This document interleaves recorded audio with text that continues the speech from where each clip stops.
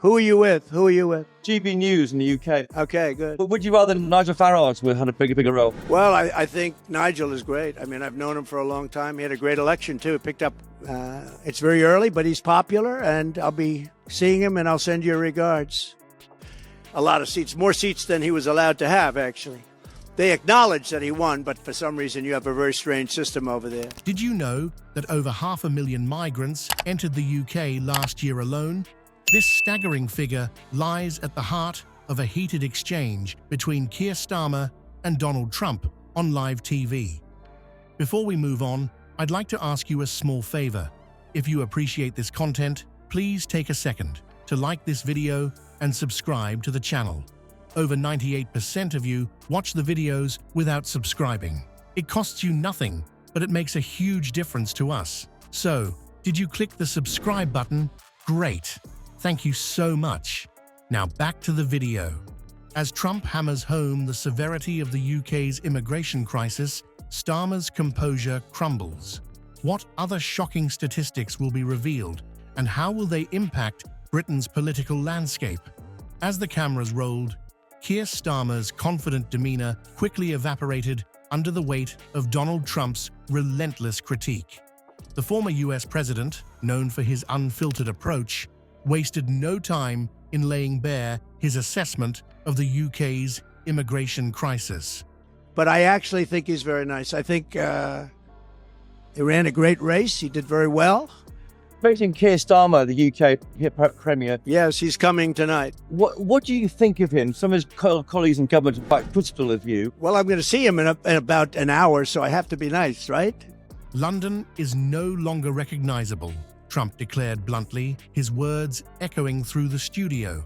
The statement hung in the air, a stark indictment of the changes wrought by unchecked migration. Starmer's face visibly tightened, his discomfort palpable as Trump continued his verbal onslaught. Trump didn't stop there. He methodically outlined the strain on UK resources, painting a picture of a nation buckling under the pressure of mass immigration. NHS waiting times, overcrowded schools, and housing shortages all laid at the feet of what Trump called failed immigration policies. Starmer shifted uncomfortably in his seat, his carefully prepared rebuttals seeming to evaporate in the face of Trump's forceful assertions. The former president then turned his attention to Starmer's leadership, questioning the Labour leader's commitment to British citizens. It's unfair, Trump argued, to prioritize illegal immigrants over hard-working Brits. This line of attack seemed to catch Starmer off guard, his attempts to defend his policies falling flat against Trump's trademark assertiveness. As Starmer struggled to regain control of the narrative, Trump deftly drew parallels to his own controversial immigration policies. He highlighted the perceived failures of the current UK approach, contrasting them with what he claimed were the successes of his administration. "We built the wall. We enforced the law," Trump boasted, leaving Starmer scrambling for a coherent response. The exchange laid bare the extent of the UK's immigration crisis on live television. Viewers watched in real time as Starmer's carefully cultivated image of a competent leader began to unravel. His inability to counter Trump's accusations with concrete plans or achievements left many questioning his grasp on the issue. As the interview progressed, it became increasingly clear that Starmer was out of his depth. His rehearsed talking points seemed hollow in the face of Trump's direct challenges. The Labour leader's reputation, built on the promise of effective opposition and clear policy alternatives, was crumbling before the nation's eyes. The fallout from this public stumble is likely to reverberate through UK politics for weeks to come. Starmer's performance raises serious questions about his ability to lead the Labour Party, let alone the country, in the face of mounting challenges. As the dust settles, one thing is certain. The UK's immigration crisis, long simmering beneath the surface, has been thrust into the spotlight in the most dramatic fashion possible. As Starmer attempted to regain control of the interview, his struggle to articulate a clear vision became painfully apparent. His rehearsed talking points once polished and reassuring, now rang hollow against Trump's specific accusations. The Labour leader's words seemed to evaporate into thin air, leaving him grasping for a coherent response. Trump, sensing weakness, pounced. He interrupted Starmer mid-sentence, pressing him relentlessly on the number of illegal crossings into the UK. "How many?" Trump demanded, his voice cutting through Starmer's evasive answers. The interviewer's frustration became palpable, their eyebrows furrowing as Starmer danced around the question. Starmer's body language betrayed his growing unease. His shoulders hunched, his gaze darted nervously, and his hands fidgeted with increasing intensity. Gone was the composed statesman. In his place sat a politician, visibly rattled by the unexpected onslaught. Just as Starmer seemed to find his footing, Trump delivered another devastating blow. "What about Nigel Farage?" he asked, a sly grin playing across his face. The mention of the controversial Brexit Party leader caught Starmer completely off guard. His mouth opened and closed wordlessly, searching for a response that wouldn't alienate either his base or potential swing voters.